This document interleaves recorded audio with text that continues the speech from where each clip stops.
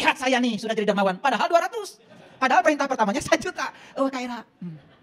Jadi siapa yang diturut? Yang diturut bukan lagi kesadaran pertama. Yang diturut itu adalah si waswisu itu. Visudur yang sudah mengganggu kesadaran kita. Itulah kehidupanmu selama ini.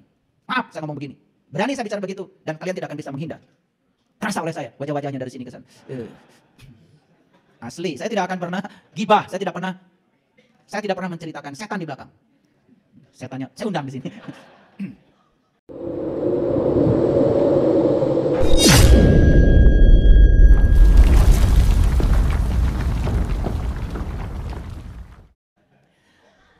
Makanya di Quran surat Al-Baqarah ayat 112. Ini masih ayat. Belum saya masuk kepada rahasia berserah diri. Masih ayat. Dengarkan kata-kata saya supaya semuanya clear, ya. Allah mengatakan begini, bala man aslama wajhahu lillah wa huwa muhsinun falahu. Wa huwa muhsinun falahu ajruhu inda rabbih wala khaufun alaihim wala hum yahzanun. Ini pintu masuk ke dunia sains. Ini pintu masuk ke dunia sains. Perhatikan saya. Bala akan tetapi man barang siapa aslama berserah diri wajhahu wajah. Jadi di sini dikatakan barang siapa yang menyerahkan wajahnya seutuhnya lillah kepada Allah. Jadi diartikan berserah diri karena diri kita yang sejati kan sebetulnya identitasnya ada di sini.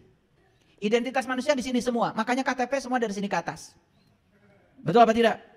Pak RT, sekampung ini saya terkenal seksi. Tolong dong jangan dari sini ke atas. Saya pengennya dari sini ke sini. Nggak bisa. Identitasmu kata Pak RT dari sini kalur. Kau macam-macam. Jadi identitas manusia dari sini ke atas. Maka diri itu adalah wajah. Maka wajah itu alamat, hati-hati. Wajah itu alamat. Kamu melakukan kebaikan banyak akan tergambar di wajahmu. Melakukan keburukan banyak akan tergambar di wajahmu. Hati-hati. Karena wajah kita ini adalah alamat dari semua kebaikan dan keburukan yang kita lakukan. Hati-hati ini wajah. Hati-hati. Wajah itu adalah address, alamat. Bala akan tetapi man barang siapa aslama berserah diri wajhahu mampu menyerahkan diri wajahnya jati dirinya lillah kepada Allah wa huwa muhsinun baru dia akan melakukan kebaikan. Jadi syarat untuk melakukan kebaikan itu syaratnya kita harus bisa menghadapkan wajah lahir dan batin kita sepenuhnya lillah. Jangan pakai topeng lagi. Itu sebabnya pikiran ini disebutnya juga dasamuka, disebutnya rahwana, penguasa negeri Alengka. Dasamuka loba banget.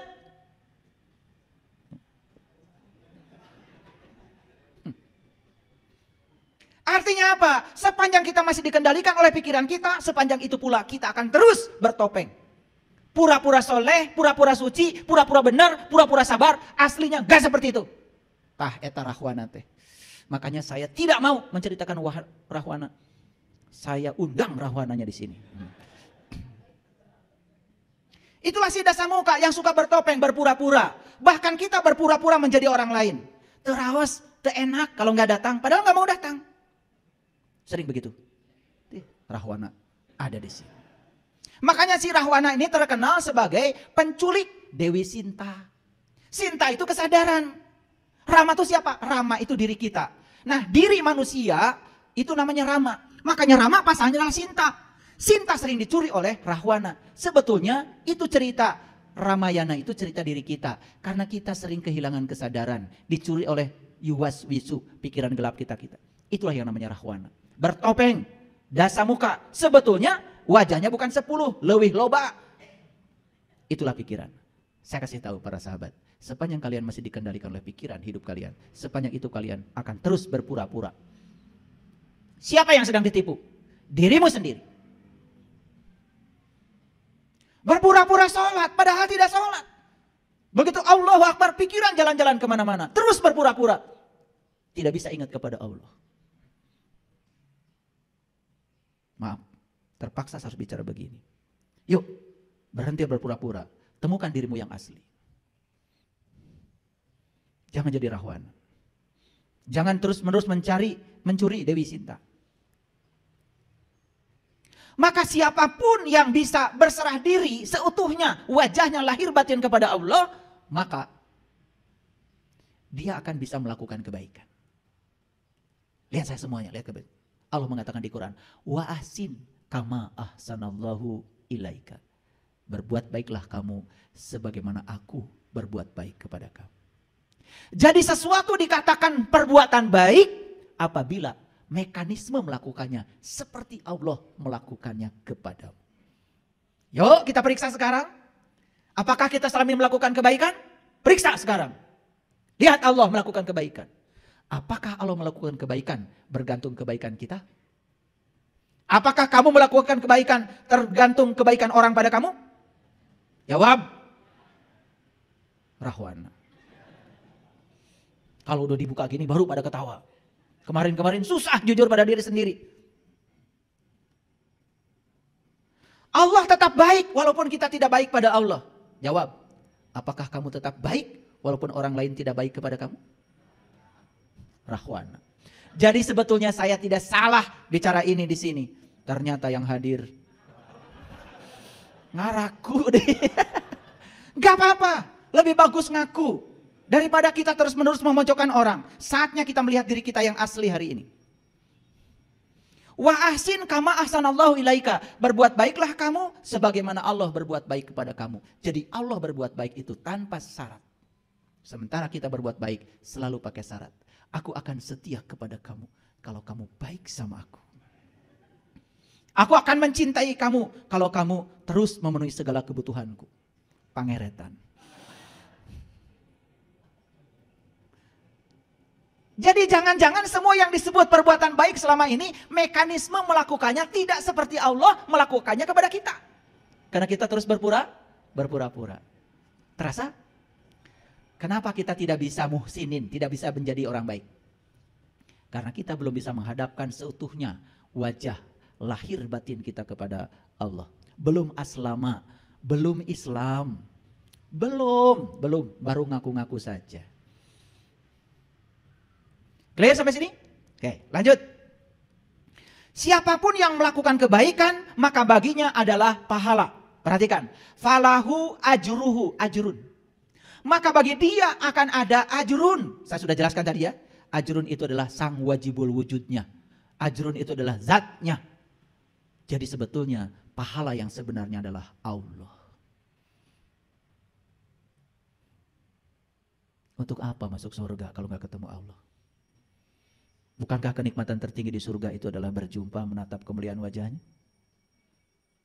Jadi pahala yang sebenarnya itu adalah ajrun. Maka di Quran kata pahala adalah ajrun. Falahum ajrun ghairu mamnun. Paham? Oke. Kalau saya bahas ajrun ini nanti perlu waktu 60 SKS. Itu aja dulu, itu dulu. Ya, jangan tanya lebih lanjut dulu ya. Jangan. Karena bagusnya dijawab oleh pengalaman pribadi kita nanti. Jangan dijawab oleh hayalan. Karena setiap pertanyaan kalau jawab, belum tentu jawaban itu adalah atas pertanyaan itu. Oleh karena itu, hati-hati. Sucikan terus pertanyaan. Jangan dikotori oleh jawaban yang keliru. Sucikan terus pertanyaan ya. Oke. Nah, siapapun yang sudah mendapatkan ajrun, sudah mendapatkan dia.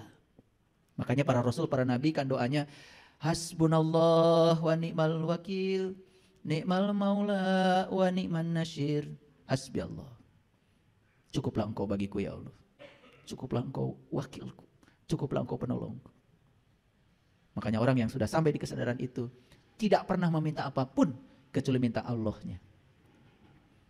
Tidak minta rezekinya, tidak minta ilmunya. Cukuplah engkau ya Allah. Hasbi Allah. Hasbi Allah. Tapi kata-kata itu tidak ada artinya kalau cuma dihafal. Karena buat apa kita bilang hasbi Allah kalau kita belum tahu dan kenal kepada Allah. Kata-katamu hanya sebatas kata-kata kosong. Bullshit namanya. Tidak ada artinya. Dan kita sudah terbiasa dengan kata-kata kosong itu. Terus mengucapkan kata-kata itu walaupun kita tidak mengalami. Sekarang isi kata-katamu dengan energi agar kata-katamu berdampak. Nah, dua yang akan diraih oleh orang yang sudah berserah diri seutuhnya kepada Allah. Sudah dia melakukan kebaikan sebagaimana Allah melakukan kebaikan padanya. Tanpa keinginan, tanpa muatan, tanpa syarat. Unconditional. Kalau kalian sudah melakukan itu yang disebut dengan ikhlas. Jadi ikhlas yang tadi itu tidak tepat. Gak apa-apa sedikit juga, yang penting ikhlas. Ikhlas itu nggak ada kata-katanya. Ikhlas itu tidak ada katanya. Kalau masih pakai kata-kata, itu tandanya belum ikhlas. Siapa yang sering mengatakan ikhlas, belum ikhlas. Bahkan yang masih merasakan keikhlasan dalam keikhlasannya, itu saja belum ikhlas. Merasa ikhlas saja itu belum ikhlas. Jadi ikhlas itu artinya sudah lepas, selesai. Makanya tidak pernah ngungkit-ngungkit kebaikan pada orang. Kamu nggak pernah tahu ya berapa besar kebaikanmu padaku. Kamu tidak tahu terima kasih. Itu kata-kata yang diucapkan oleh orang-orang yang tidak ikhlas. Yang ikhlas tidak pernah mengatakan apapun. Orang mau baik, mau buruk. Wa ahsin kama ahsanallahu ilaika. Orang yang baik sama Allah dikasih napas. Orang yang tidak baik pun oleh Allah dikasih napas. Seperti itulah cinta kasihnya Allah pada semua makhluknya. Jadi kalau ada orang yang mengajarkan Allah, katanya Allah tuh baik sama orang yang baik sama Allah, tidak baik atau mengazab orang yang tidak baik pada Allah, itu Allahnya dia harus dikoreksi. Itu bukan Allah yang asli, itu Allah buatan dia. Seperti dia. Ngerti maksud saya? Yaudah. Yang ketawa berarti otaknya cerdas. Ini ketawa belakangan.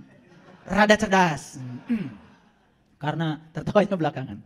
Makanya dua kata Allah, ya, wala khaufun alaihim walahum yahzanun.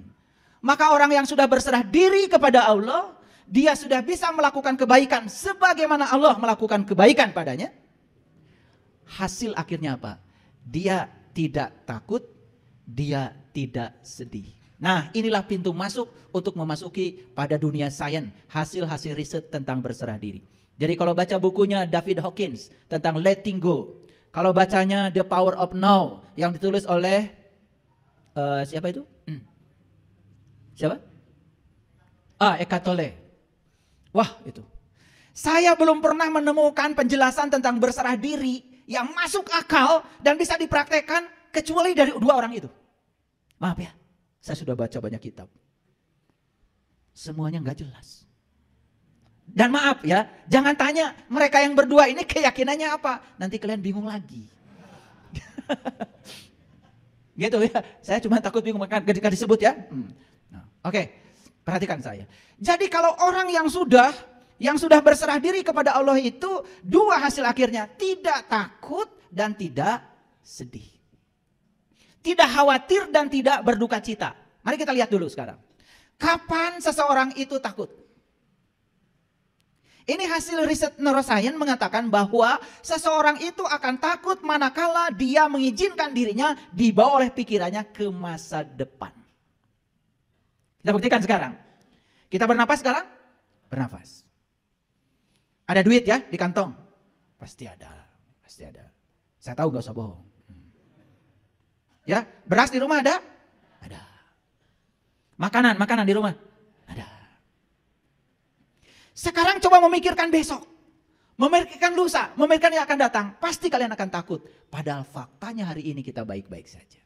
Jadi sebetulnya takut itu terjadi pada diri kita manakala kita mengizinkan diri kita dibawa oleh pikiran palsu kita ke masa depan. Clear? Jadi takut berasal dari mana kalau begitu? Dari kenyataan atau dari ilusi pikiran? Ilusi pikiran. Hari ini ditakutkan kemarin, faktanya hari ini baik-baik saja. Ini saya kasih tahu ya. Hari ini itu kemarin ditakutkan oleh kalian. Tapi ternyata kalian hari ini baik-baik saja. Duit ada. Buat ongkos ada. Makanya saya kasih tahu besok itu tidak ada. Untuk membuktikan besok tidak ada, maka naik angkot. Ada tulisan di angkot, hari ini bayar, besok gratis. Besok naik angkot lagi, bayar? Kata supir angkot, kan gratisnya isuk bu. Ada nggak besok? Nggak ada. Walaupun besok masih hidup kan hari ini lagi. Betul apa tidak? Nah ini, aduh. Ini kuliah mahal sebetulnya ya. Harusnya bayar ini. Iya, saya ikut pelatihan untuk hidup bahagia saja. Saya keluarnya miliaran loh. Belajar kemana-mana. Terbang sana, terbang sini. Ikut pelatihan tingkat dunia. Untuk belajar. Jadi saya ingin memandukan. Kenapa setelah saya belajar Quran, belajar agama. Kok implementasinya belum sampai gitu. Itu rasa saya waktu itu. Ternyata perlu dilengkapi oleh hasil-hasil riset dunia sains. Dan ternyata begitu masuk itu, keren banget, luar biasa. Makanya saya berani mengajarkan berserah diri karena saya sudah mengalaminya. Nah, jadi kalau orang sudah berserah diri secara total, bala man aslama wajhahu lillah wa huwa muhsinun falahu ajruhu inda rabbihi wala khaufun alaihim walahum yazanun. Cirinya cuma dua, hasil akhirnya cuma dua. Satu, bebas dari rasa takut. Dua, bebas dari rasa sedih. Baik, takut sudah ngerti ya? Jadi takut itu berasal dari mana? Ilusi pikiran. Karena pikiran itu selalu membawa kita ke masa depan, kalau enggak membawa kita ke masa lalu. Pikiran itu tidak suka saat ini. Jadi sebetulnya orang yang selalu takut dan sedih hidupnya karena dia kurang kunjungan ke saat ini. Kurang berkunjung ke saat ini. Nah, yang kedua sedih. Dari mana sedih? Sedih itu berasal dari masa lalu. Coba sekarang, kalau kita sedang gini nih, sekarang sedang gini. Ini kan saat ini, hidup itu di sini saat ini sekarang. Tong ingat luka pungkur. Jangan ingat masa lalu. Enggak sedih. Fokus aja dengerin ceramah saya. Enggak sedih kan? Ketawa, bentar tawakan diri sendiri. Coba, saat ini juga ingat aja kejadian. 2 bulan, 3 bulan, 4 bulan yang lalu. Apa itu ditipu orang? Apa disakiti orang? Semua kesedihan itu sebetulnya berasal dari diri kita sendiri yang mengizinkan diri ini dibawa oleh pikiran kita ke masa lalu. Pasti sedih. Makanya saya tidak pernah hidup di masa lalu, saya juga tidak pernah hidup di masa depan. Masa lalu hanya sarana belajar, bukan saya. Masa depan sarana berharap bagi saya. Tapi saya hidup di sini, saat ini, sekarang, dengan cara menerapkan hasil belajar tentang masa lalu, tapi di sini, saat ini, sekarang. Ya, kalau ingin lihat surga, lihat anak kita. Kalau ingin lihat surga, lihat anak kita. Anak kita. Ya, anak kita. Anak yang sedang usia 5, 6, 7 tahun, sedang lucu-lucunya. Pernah nggak mikirkan, besok gimana kalau nggak ada beras? Pernah? Hari ini ada bubur di hadapannya, dia santap bubur dengan penuh kehusuan saat itu. Betul? Makanya kalau ingin belajar surga, belajar dari anak kecil. Makanya orang Bali mengatakan anak kecil adalah sumber sukacita. Anak kecil lagi bermain, umur 6, 7 tahun, lucu-lucunya, pernah nggak memasalahkan hari lalu? Nggak pernah. Jadwalnya ulin, weh. Makanya mohon maaf ya, saya menyitir salah satu pernyataan dalam Alkitab. Di situ dikatakan, kamu tidak akan pernah bisa merasakan kerajaan surga kecuali kamu sudah bisa menjadi anak kecil kembali.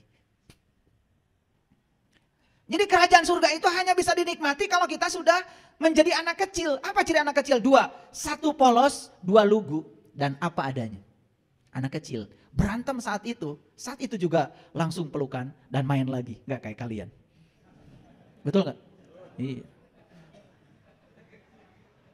10 tahun habis berantem masih ingat aja terus. Makanya wajahnya kayak gini, bopeng-bopeng. Sebelah sini nih terutama. Setelah ini nggak beda. Iya, jika perlu bersumpah, ya, jika saya mati nanti, jangan kau sentuh tubuhku. Gus modar masih kena gitu. Itu dendam masih dibawa. Ya Allah, subhanallah. Nah makanya jadi anak kecil, ya lucu, polos. Makanya kalau kita ingin belajar surga, belajar dari anak kecil. Anak kecil itu surganya di sini, saat ini, sekarang.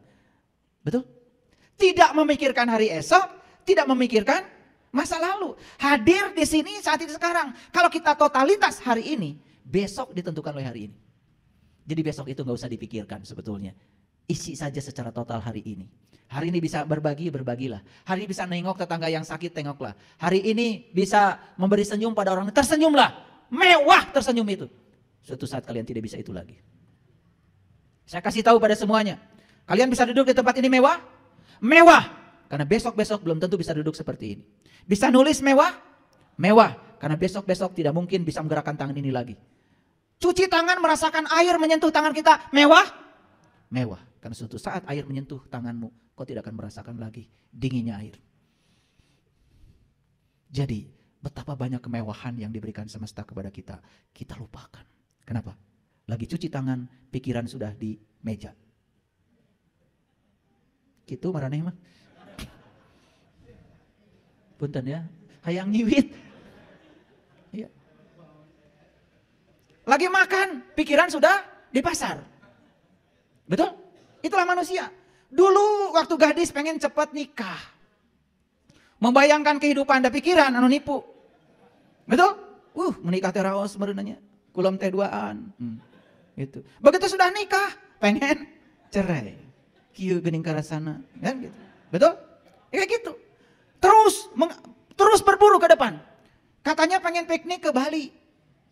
Dari rumah, udah buru-buru, pakai baju buru-buru, sarapan buru-buru, barudak buru-buru, atuh hararese. Tuh, rek piknik naon juga gitu. Betul nggak? Saya tadi di mobil, begitu macet, tit, buru-buru, hayang buru-buru ke airport. Di airport teh, hayang buru-buru naik pesawat. Geus naik pesawat, hayang buru-buru enteup deui pesawat teh. Nepi TK Denpasar, hayang buru-buru naik bus. Naik bus teh hayang buru-buru ke hotel. Di hotel hayang buru-buru ke Kutu. Di Kutu hayang buru-buru ke Jimbaran. Terus hayang buru-buru rek iraha piknik nari maneh.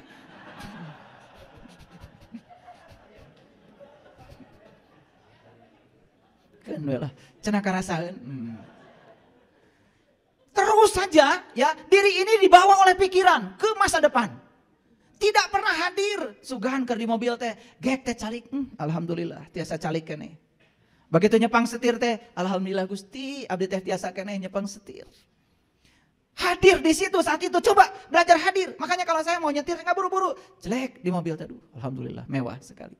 Bisa duduk, bisa menggerakkan kaki mewah. Sepanjang perjalanan saya nikmati. Saya dari rumah tadi tidak pengen buru-buru nyampe di sini. Enggak. Saya nikmati perjalanan saya setel musik meditasi, saya setel lagu Ebit, saya nyanyi, hadir aja di situ saat ini, ceceluwengan, sorangan.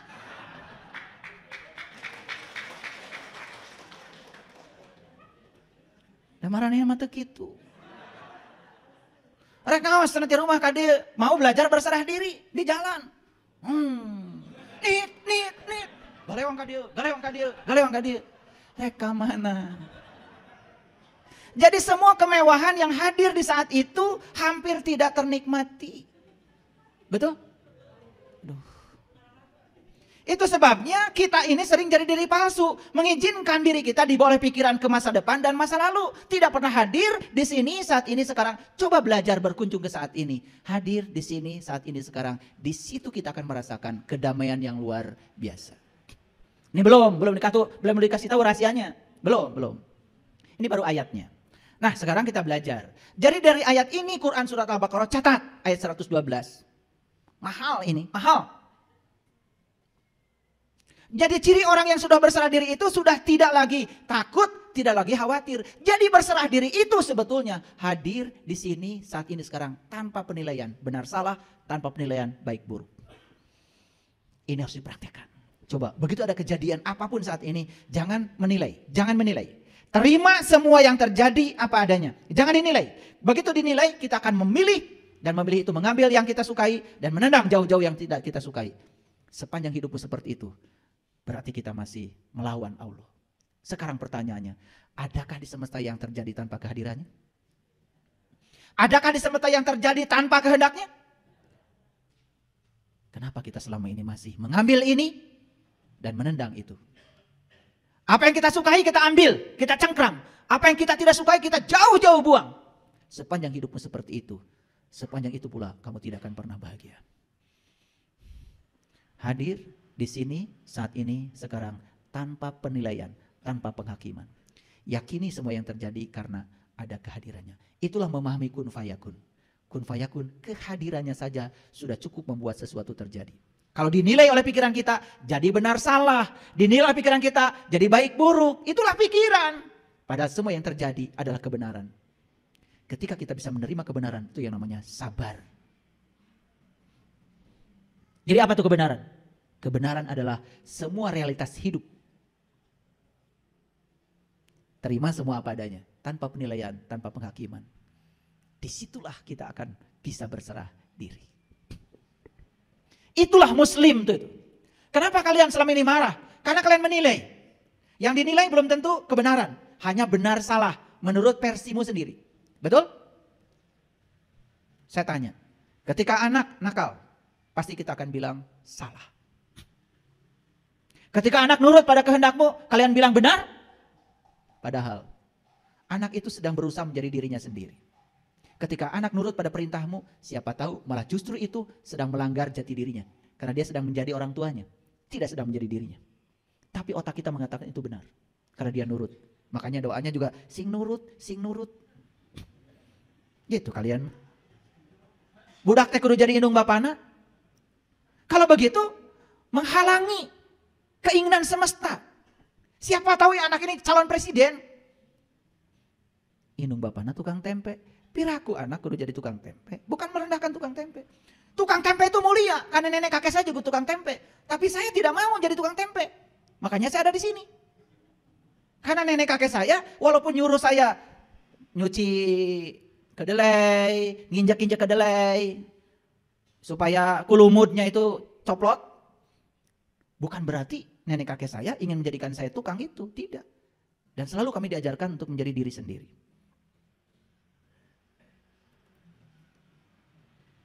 Jangan pernah paksa anak itu harus menjadi seperti kita. Karena apa? Siapa tahu anak disiapkan untuk menjadi lebih dari kita. Paham maksud saya? Jadi siapapun yang saat ini khawatir, pasti sedang memikirkan hari esok. Dan siapapun yang saat ini sedih, pasti sedang memikirkan masa lalu. Kalau hadir di sini saat ini sekarang, saat ini baik-baik saja sebetulnya. Gak ada apa-apa. Betul atau tidak? Nah, belum masuk. Ini referensinya agak banyak. Nah, makanya Nabi Ibrahim mencari Tuhan dulu kan? Mencari Tuhan, ketemu bintang, ketemu bulan, ketemu matahari. Itu yang luar biasa di Quran. Ketika ketemu bintang, beliau mengatakan, aku tidak suka yang tenggelam. Tapi ketika ketemu bulan, beliau mengatakan, kalau aku tidak mendapatkan petunjuk, niscaya aku termasuk orang yang tersesat. Begitu ketemu matahari yang lebih besar lagi, beliau mengatakan, aku terbebas dari apa yang kalian persekutukan. Jelas bukan bintang yang itu, bukan bulan yang itu, bukan matahari yang itu. Itu adalah pengalaman spiritual beliau ketika sedang meniti ke dalam diri. Pertanyaan saya, kapan kalian mau mengalami itu? Kapan?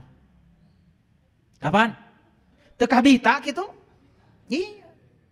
Setelah mengalami itu, baru beliau mengatakan, ini wajah tuh. Wajhialilladzi fataras samawati wal ar hanifan wa ma ana minal musyrikin. Memang mengucapkan kalimat ieu teh Nabi Ibrahim mengalami dulu pengalaman spiritualnya. Ari maraneh kumaha? Jujulan ini wajah tuh wajah iraha ngalamanana. Betul apa tidak? Jadi yang keluar dari mulut kita jadinya omong kosong. Tidak ada dampaknya, tidak membangun kesadaran. Makanya rakaat kalian banyak, tetapi gitu-gitu aja. Tetap ngewaan ka batur, dengkian ka batur, batur bahagia, kalah maneh anu sedih. Gitu. Batur meuli mobil, maneh anu panas tiris. Gitu. Paham? Itu. Karena kita itu tidak bercermin. Kenapa ya rakaat salat saya udah banyak, tapi kok saya masih gini-gini aja. Hanya menyampaikan rasa bahagia aja pada orang sukses, berat. Berat. Tapi lamun aya berita batur teh cilaka, rezekina hancur, da si eta mah gitu, resep pisan. Itu tanda bahwa kita ini belum menjadi siapa-siapa. Yuk kita lihat. Apa kata Nabi Ibrahim? Inni wajahtu wajhialilladzi fataras samawati wal ard hanifan wa ma ana minal musyrikin. Sesungguhnya aku hadapkan wajahku kepada Zat yang telah menciptakan langit dan bumi dengan kerendahan hati, dan aku bukanlah termasuk orang-orang yang mempersekutukan Tuhan. Jadi ketika kita sholat, kita ingat ini, ingat itu sudah termasuk menduakan Tuhan. Gara-gara apa? Gara-gara kita nggak tahu Tuhan. Jadi Nabi Ibrahim itu mengatakan, aku terbebas dari apa yang aku persekutukan. Kenapa? Karena beliau sudah punya fokus. Makanya kalau leluhur-leluhur saya dulu mengatakan, kamu itu kalau menyembah Allah, kamu harus tahu dulu yang kamu sembah. Karena para nabi, para rasul juga mengajarkan begitu. Betul apa tidak? Iya. Nah, lanjutannya ini sedikit lagi. Baru dikatakan, kul. Nah, ini ada kul nih. Jadi kul itu apa artinya? Katakanlah, siapa yang nyuruh? Allah. Nah, Allah itu kalau nyuruh sesuatu pasti sama orang yang sudah mengalami, merasakan. Kalian aja. nyuruh ke anak misalnya, sok atuh dongengkeun piknik kamari teh kumaha. Berarti anaknya sudah piknik. Kolot jiga naon. Sok jang caritakeun piknik teh kumaha. Apaan kamari ulah cenah piknikna oge. Dicare kumaha jeung ku bapa. Ari ayeuna di tangga daun piknik. Saha nu teh hidangna. Ini saya sedang ngasih pelajaran penting buat kalian. Kenapa di Quran ada kata kul, kul, kul, kul. Kul itu Allah menyuruh kita menceritakan apa yang kita alami. Lain anu diapalkeun. Coba di kalimat ini ada kul. Inna sholati. Kul wa nusuki. Kul wa mahyaya. Kul wa mamati. Jadi ini perintah buat semua orang atau untuk orang-orang tertentu saja? Hah? Semua? Pirakun untuk piknik disuruh ngomong. Kamarana ya tadi saya udah ngeceblek teh tengah arti keneh wae. Teu piknik disuruh ngomong. Kalau tiga naon gitu. Perhatikan, kul itu hanya untuk orang yang sudah mengalami. Saya tanya, betul nggak sholatmu itu untuk Allah? Katanya buat pahala. Katanya pengen dapat surga. Katanya takut neraka. Itu Tuhanmu. Hartos. Sok, rek seuri deui. Betul nggak pengabdianmu itu untuk Allah? Bohong. Buktinya kamu masih mencari uang. Kalau kamu bekerja untuk Allah, sudah. Ya Allah, saya bekerja di tempat ini, saya yakin karena direncanakan olehmu. Dan saya bekerja di tempat ini karena engkau sedang memerankan aku untuk menjadi kepanjangan tanganmu. Menyampaikan cinta kasihmu pada semua orang yang butuh pelayanan keahlianku. Kerja aja.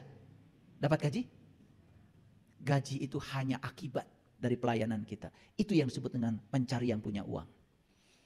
Kalian kerja fokus pada uang. Melakukan kebaikan, fokus pada balasan yang kalian dapat. Itu saja sepanjang hidup. Makanya seetik duitna. Hutang loba. Saya ngelihat ke sini karena yang sini kayaknya rada loba hutangnya. Kul. Inna sholati wa nusuki wa mahyaya wa mamati lillahi rabbil alamin la syarikalah. Wa bidzalika umirtu wa ana awalul muslimin. Inilah yang disebut dengan awal muslim itu.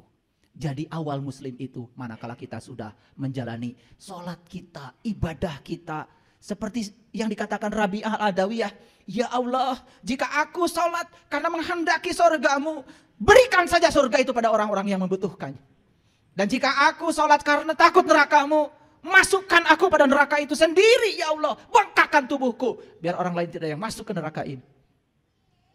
Tapi satu ya Allah. Jangan pernah kau halangi agar aku bisa menatap kemuliaan wajahmu. Gitu gak sholat kita? Tidak. Pahala berjam ngerti. Dalau ban ngobobodo. Calo mah Garut. Tak ini cita mah. Cicing mah dicicalem. Kaera ngajak-ngajak batur manehna teh ini.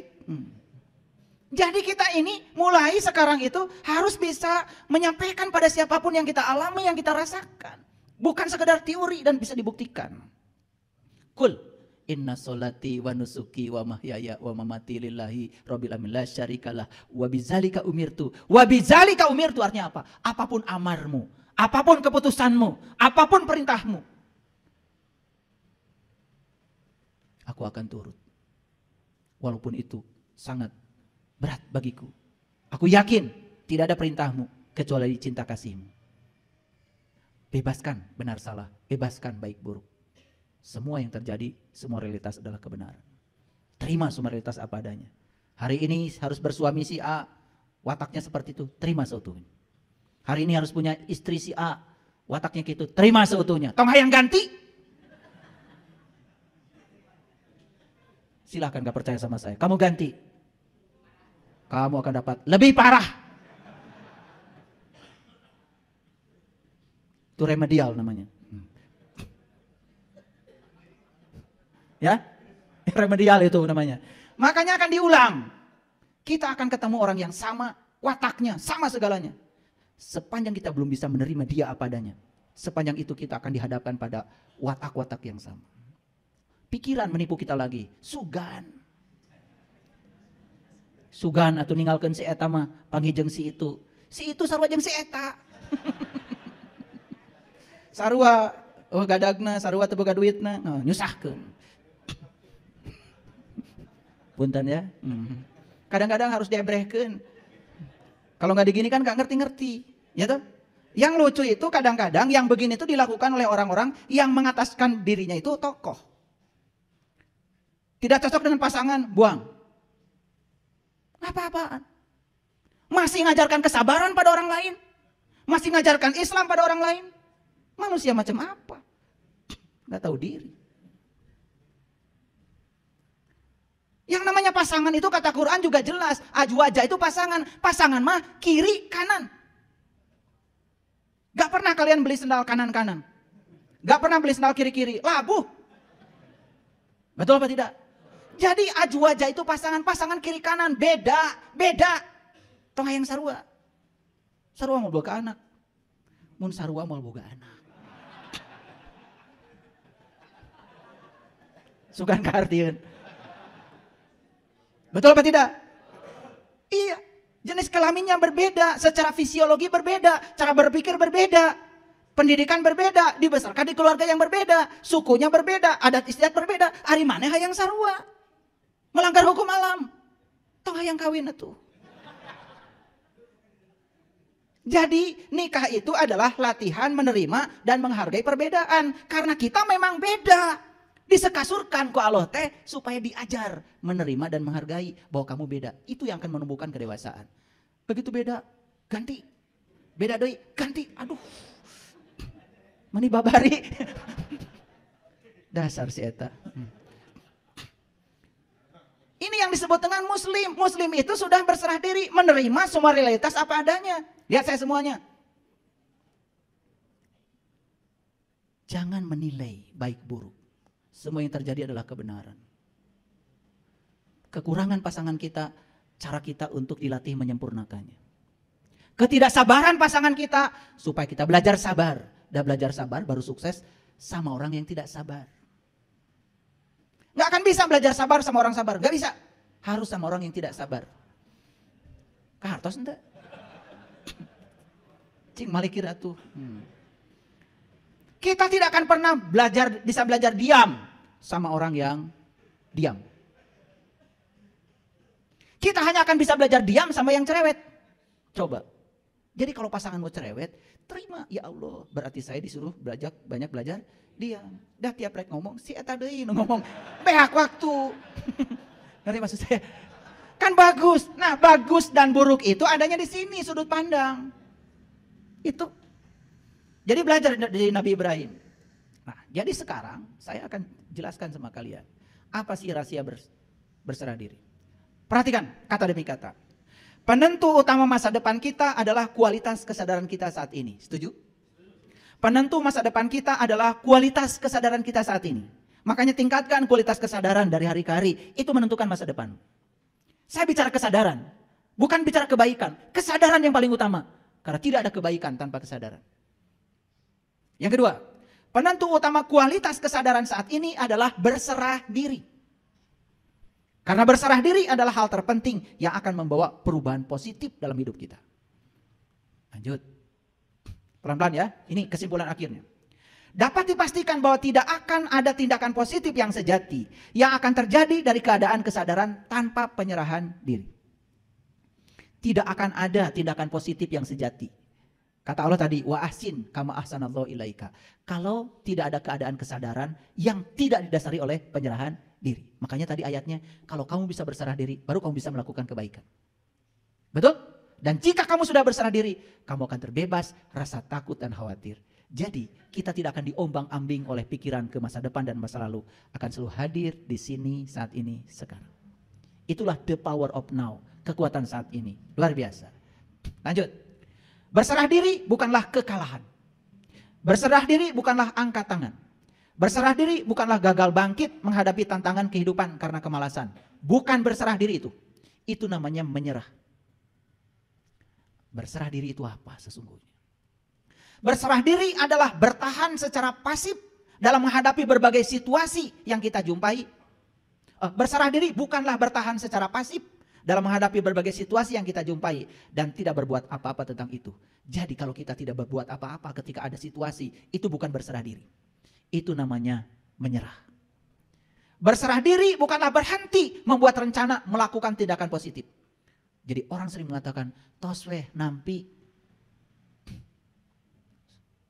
Itu bukan berserah diri. Jadi berserah diri itu bukan itu. Berserah diri merupakan kebijaksanaan sederhana namun sangat mendalam. Yaitu tentang kelenturan yang memilih tidak melawan arus kehidupan. Nih dikasih tanda merah oleh saya. Jadi berserah diri itu adalah tentang kelenturan yang memilih tidak melawan arus kehidupan. Jadi bukan berarti kita menerima semuanya, bukan. Kita lentur, coba perhatikan lentur.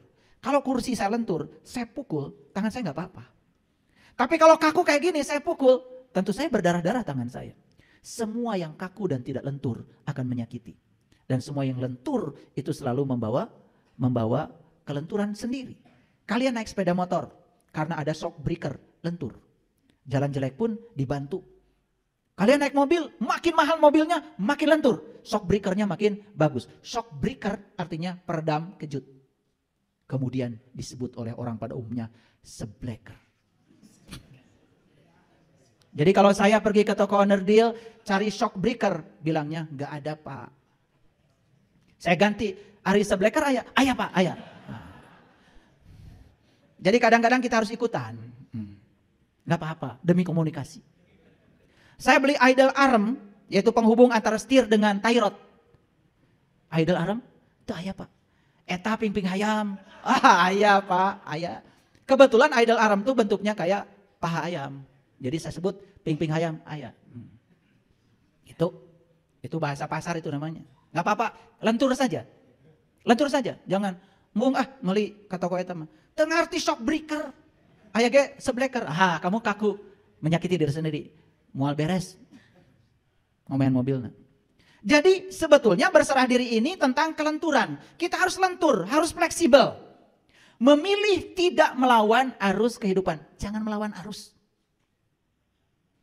Jangan melawan arus. Ya? Oke, belum selesai. Satu-satunya tempat di mana kita bisa mengalami arus kehidupan adalah saat ini. Betul? Jadi berserah diri adalah menerima saat ini tanpa syarat dan keberatan. Itu berserah diri. Beda dengan yang selama ini kita tahu. Sering orang menyampaikan pada kita, ayo berserah diri, berserah diri, berserah diri. Tetapi mekanismenya seperti apa? Ternyata berserah diri adalah menerima saat ini tanpa syarat dan keberatan. Nih lihat saya. Sekarang kita sedang hidup saat ini. Nanti pulang dari sini, kalau ke rumah, pasti akan ketemu saat ini juga. Betul? Kalau besok masih hidup, saat ini juga. Selalu sadar pada saat ini.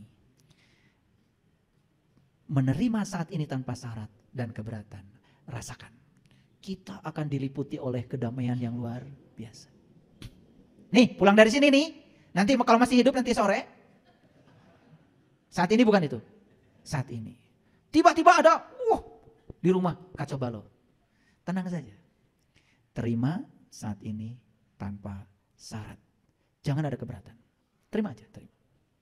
Coba rasakan. Ini sangat dahsyat sekali. Makanya kenapa saya selalu tenang dimanapun, situasinya apapun. Saya pakai ilmu yang sesederhana ini. Saya menerima semua orang tanpa syarat. Saya menerima semua peristiwa tanpa syarat. Bahkan saya ketemu dengan orang yang jahat pada saya pun. Saya terima dia tanpa syarat. Tidak pernah saya bahas masa lalunya, tidak. Saya terima dia saat ini, kan saat ini sedang papangi. Yang sudah terjadi mah itu baheula. Dan kalau kita mengizinkan kita ke yang dulu, maka kita akan menolak saat ini. Begitu menolak saat ini, kita melawan arus. Agak berat memang pemahaman ini, agak berat. Karena harus praktek. Pokoknya kalau masih hidup, semua waktu adalah saat ini. Dan setiap peristiwa yang terjadi apapun terima tanpa syarat. Jangan pakai embel-embel apapun. Lihat keajaibannya luar biasa. Seandainya pulang dari sini pasangan hidup kita ngaji lama-lama. Ingat langsung pelajaran. Saat ini. Saya terima saat ini tanpa syarat. Tidak keberatan. Ada orang yang marah-marah karena ini sedang latihan ujian saat ini. Wah, keren. Kalau ini bisa dipraktekkan dalam hidup, ini keren. Cuman jangan paksa saya untuk cari bahasa lebih rendah dari ini. Ini sudah paling rendah nih saya bicara. Dan ini kalau dipraktekkan dahsyat. Jadi anggap setiap waktu adalah saat ini. Sadar sepenuhnya saat ini dan terima apapun tanpa syarat. Tidak ada keberatan. Apa yang terjadi?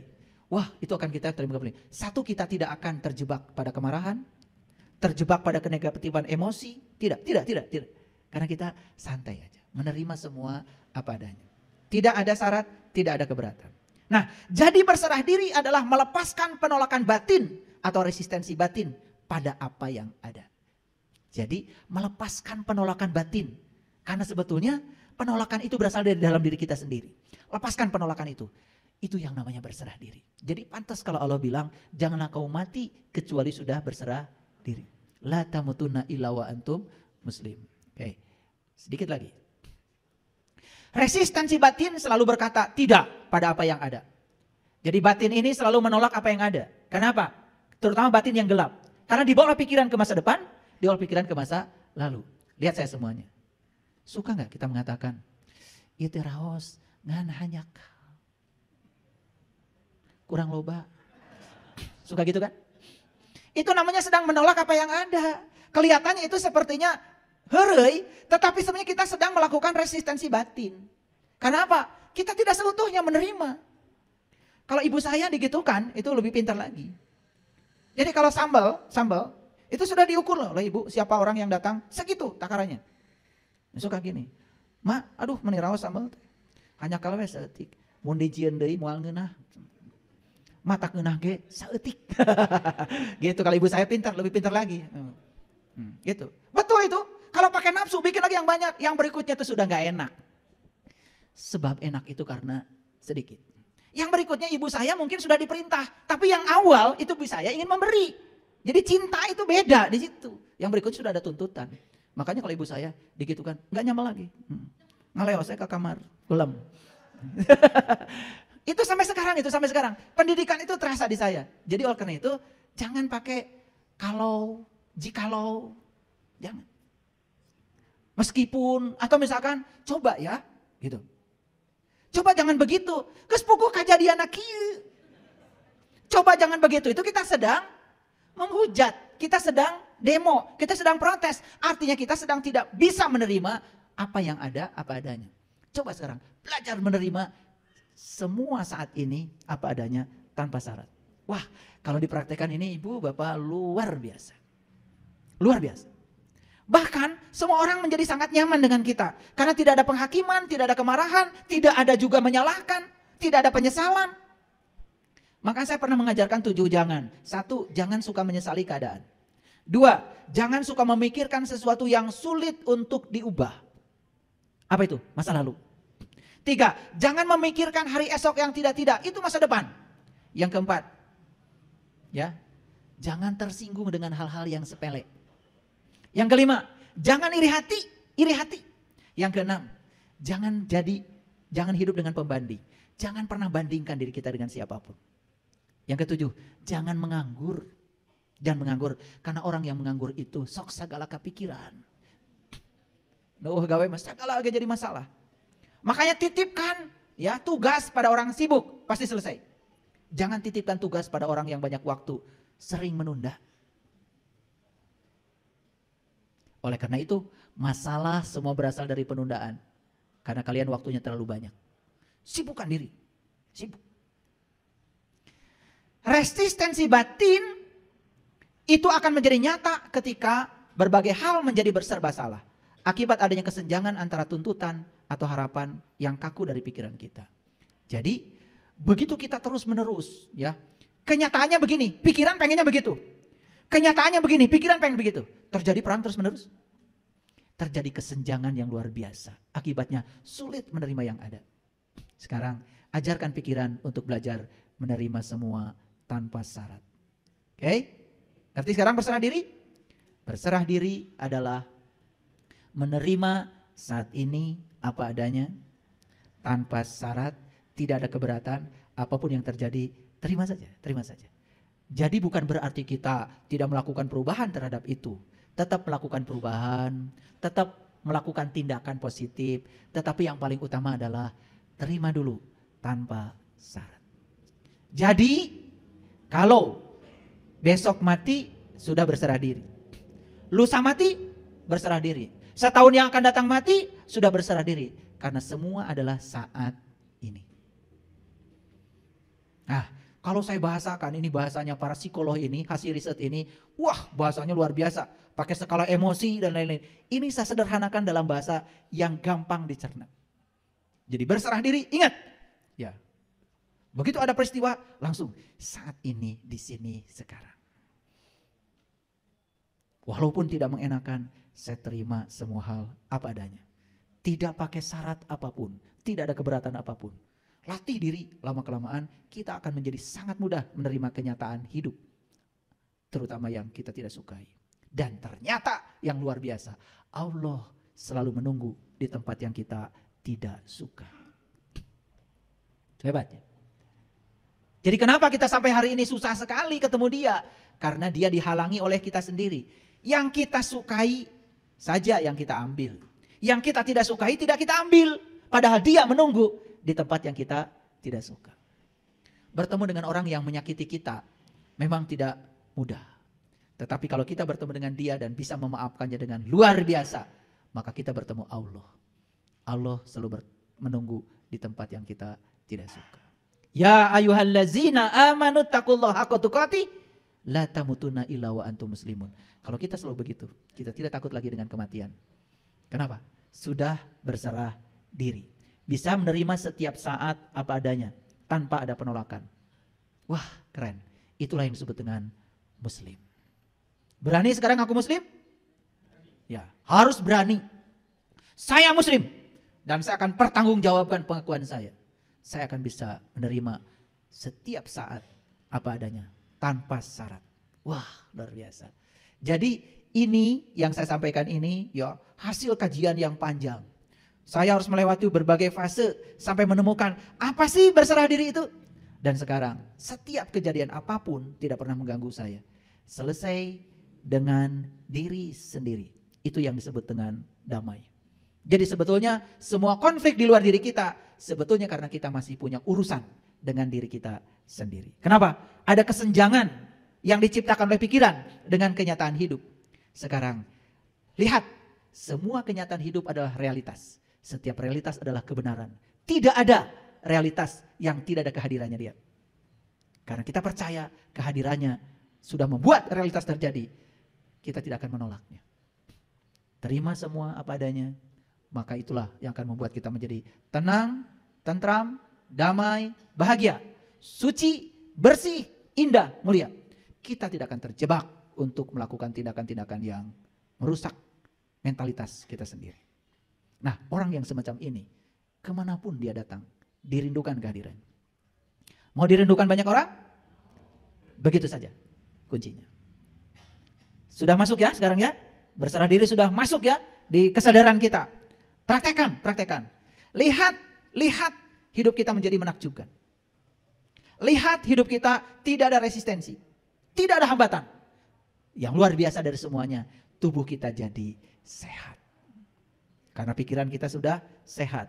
Jiwa kita sudah sehat. Intuisi kita sudah sehat. Energi yang mengalir di 7 cakra dalam tubuh kita mengalir dengan derasnya. Akibatnya apa? Hidup menjadi penuh dengan semangat. Energetik. Itu. Dan harusnya semua orang hidupnya seperti ini. Jadi kalau orang sakit, habis duduk sebentar, bangkit, kunang-kunang, kelayangan, wah itu. Itu peringatan dari tubuh bahwa ada yang salah dalam diri kita. Beban mental kita, ya, emosi kita, jiwa kita harus segera di-upgrade, diperbaiki. Jadi seharusnya umat Islam ini kalau benar-benar Islamnya harusnya menjadi umat yang paling jaya di semesta ini. Inilah kenapa saya turun gunung, saya menjelaskan ini, karena saya punya mimpi besar. Semoga umat Islam ini bukan sekedar pengakuan, tetapi bisa menunjukkan keislamannya dalam wujud akhlak, sehingga Islam ini menjadi rahmatan lil alamin. Terima kasih. Assalamualaikum warahmatullahi wabarakatuh.